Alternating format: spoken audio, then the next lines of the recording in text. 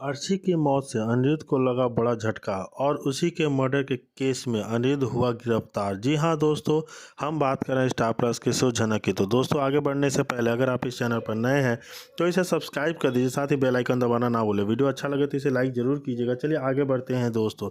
जैसे कि झनक सीरियल में अर्शी के साथ हो चुका है एक बहुत बड़ा हादसा। सीरियल में कहानी में अब तक हमें देखने को मिलता है कि अनिरुद्ध झनक को उन घटिया आदमियों से बचाकर वापस लेकर आ जाता है और बाद में झनक को पता चल जाता है कि अनिरुद्ध ने उसके साथ कोई गलत नहीं किया था, बल्कि यह सब बिपाशा भाभी की ही घटिया चाल थी। इसके बाद अनिरुद्ध सभी के सामने अपना बहुत बड़ा फैसला सुना देता है कि वह अब अर्शी के साथ अपने रिश्ते को ख़त्म करना चाहता है और झनक के साथ एक नई अपनी ज़िंदगी की नई शुरुआत करना चाहता है। लेकिन दोस्तों, यह सुनकर अर्शी गुस्सा 7वें आसमान पर चढ़ जाता है और वह घर पर जाकर खुद को कमरे में बंद कर लेती है। अर्शी को नींद नहीं आती, इसलिए गुस्से और दुख में वह बहुत सारी नींद की गोलियां खा लेती है, जिससे उसकी जान को बहुत बड़ा खतरा पैदा हो जाता है। अर्शी गहरी नींद में चली जाती है और जब बिपाशा अर्शी को उठाने के लिए आती है तो देखती है कि अर्शी के पास नींद की सारी गोलियों की खाली शीशी पड़ी है। बिपाशा भाभी घबरा जाती है और सभी घर वालों को बुला लेती है, जिसके बाद अर्शी को तुरंत अस्पताल में ले जाया जाता है। लेकिन अस्पताल पहुंचते ही डॉक्टर जवाब दे देता है कि बहुत देर हो चुकी है और अर्शी अब इस दुनिया में नहीं रही। यह सुनकर वहां मौजूद सभी लोग सदमे में आ जाते हैं। यह जब खबर अनिरुद्ध और झनक को पहुंचती है तो दोनों ही दौड़े दौड़े अस्पताल पहुंच जाते हैं और जिस सृष्टि की मौत की सब खबर सुनती है वह पूरे तरह टूट जाती है और अपना गुस्सा अनिरुद्ध और झनक पर निकालने लगती है। सृष्टि सबके सामने चिल्लाकर कहती है कि तुम दोनों ने मेरी बेटी को मार डाला, मैं तुम्हारी वजह से ही मेरी बेटी ने इतना बड़ा कदम उठाया है। लेकिन दोस्तों, अनिरुद्ध के अंदर से बहुत ज़्यादा टूट चुका है, क्योंकि उसकी वजह से अर्शी ने अपनी जान दे दी। कहीं ना कहीं उसे भी लगने लगता है कि शायद वह सब उसी की वजह से हुआ है और झनक भी बहुत ज़्यादा दुखी हो जाती है, क्योंकि झनक को तो कोई गलती नहीं थी। झनक कभी भी नहीं चाहती थी कि अर्शी ऐसा कोई कदम उठाए। झनक को सिर्फ अपनी बेगुनाही और अपने प्यार को पाना चाहती थी, लेकिन अर्शी पूरी तरह से पागल हो चुकी थी और उसी पागलपन में उसने इतना बड़ा खतरनाक कदम उठा लिया। जब कहानी बहुत ही इमोशनल मोड़ पर आ पहुंची है, जहां एक तरफ झनक और अनिरुद्ध को अपने रिश्ते को समझना है, वहीं दूसरी तरफ पूरे घर का माहौल अर्शी की मौत से पूरी तरह बदल चुका है। और आगे की कहानी अब देखना दिलचस्प होगा कि क्या झनक और अनिरुद्ध एक दूसरे के साथ फिर से ज़िंदगी की नई शुरुआत कर पाएंगे या अर्शी की मौत की छाया हमेशा उनके प्यार पर मंडराती रहेगी। जी हाँ दोस्तों, झनक सीरियल में जुड़े और भी अपडेट जानने के लिए हमारे साथ जुड़े रहिए। और जैसे कि हम देख रहे हैं कि आगे वो हमेशा अपना बनाना चाहता है, इसलिए झनक बहुत ज़्यादा दुखी होता है अनिरुद्ध झनक को खोने से, और उसे इस हालत में देख अर्शी बहुत ज़्यादा खुश होती है और अनिरुद्ध से कहती है कि मुझे तो पता था कि झनक तुम्हें छोड़कर जाएगी और वह सिर्फ तुम्हारा फ़ायदा उठा रही थी। लेकिन दोस्तों, वहीं दूसरी तरफ झनक बहुत बड़ी मुसीबत में फंसी होती है और झनक उसे एक बार डांस बनाने की तैयारी शुरू हो जाता है।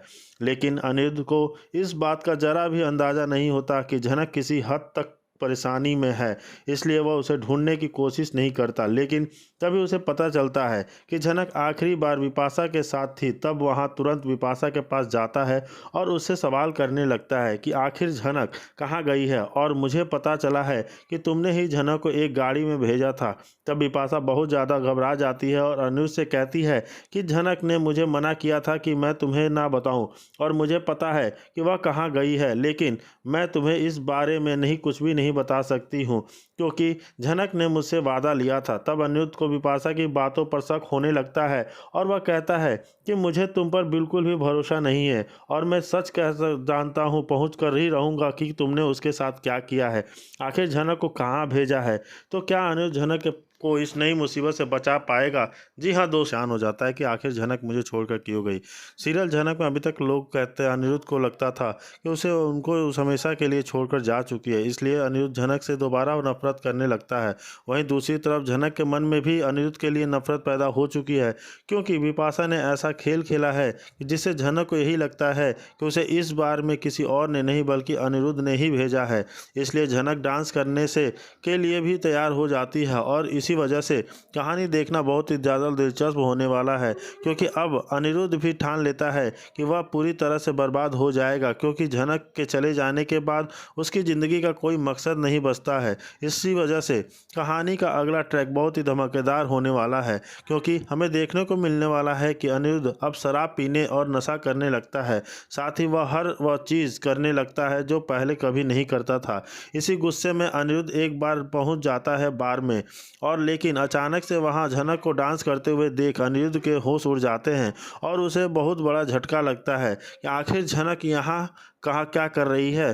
तब अनिरुद्ध वहाँ बहुत बड़ा तमाशा खड़ा कर देता है और झनक से कहता है कि आखिर तुम यहाँ क्या कर रही हो और तुम्हें यहाँ किसने भेजा। तब झनक को कुछ समझ नहीं आता कि सर जी ऐसा क्यों कह रहे हैं। तब झनक भी गुस्से में अनिरुद्ध से कहती है कि आपने ही तो मुझे यहाँ भेजा है और अब आप ही मेरे सामने अच्छा बनने का नाटक कर रहे हैं।